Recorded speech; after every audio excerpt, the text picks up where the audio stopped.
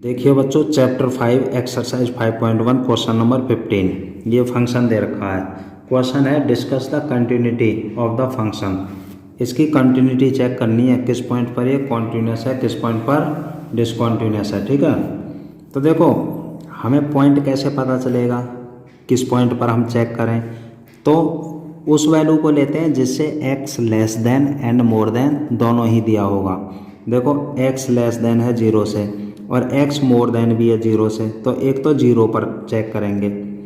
और देखो x less then है 1 से और x मोर देन है 1 से, तो 1 पर भी चेक करेंगे। तो दो केस बन गए बच्चों। ठीक है, केस फर्स्ट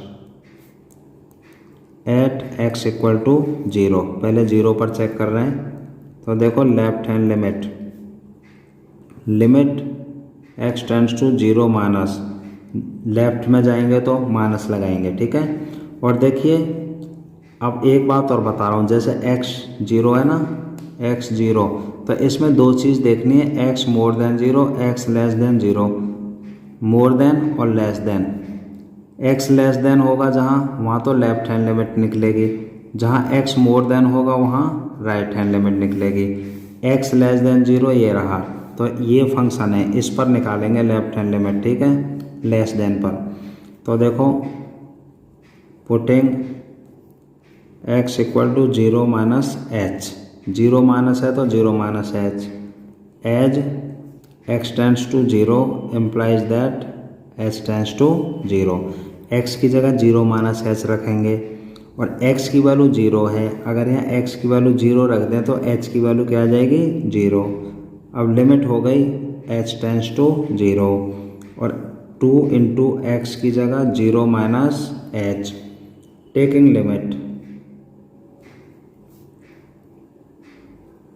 लिमिट लेंगे तो 2 0 माइनस 0, एच की जगह 0 रख देंगे, ये आ गया बच्चों 0। ठीक है, अब देखिए राइट हैंड लिमिट निकालता हूँ।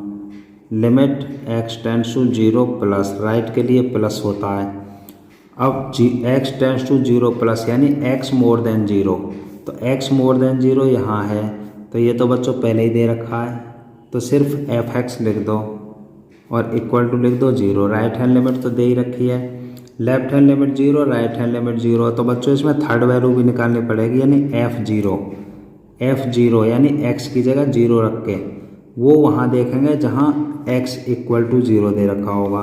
तो देखो x ये इक्वल है, x इक्वल टू 0, तो ये 0 दे रखी है वैल्यू, f0 की वैल्यू। जब x की जगह 0 रख देंगे यहाँ तो f0 इक्वल टू 0। तो देखो तीनों वैल्यू बराबर हैं, left hand limit equal to right hand limit और इक्वल टू f0, तीनों की वैल्यू क्या है, 0। देयरफॉर द फंक्शन इज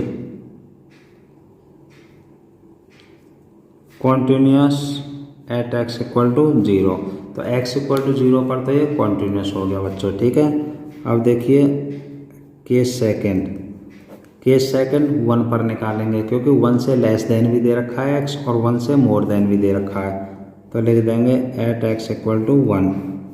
तो left hand limit equal to limit x tends to 1 पर माइनस लगाएंगे, लेफ्ट के लिए माइनस, और इसका मतलब है x लेस देन 1 देखना है। लेफ्ट हैंड लिमिट देखो x इक्वल टू 1 है ना, देखो यहाँ x इक्वल टू 1, तो left hand limit x less then 1 से निकलेगी और right hand limit x more than 1 से।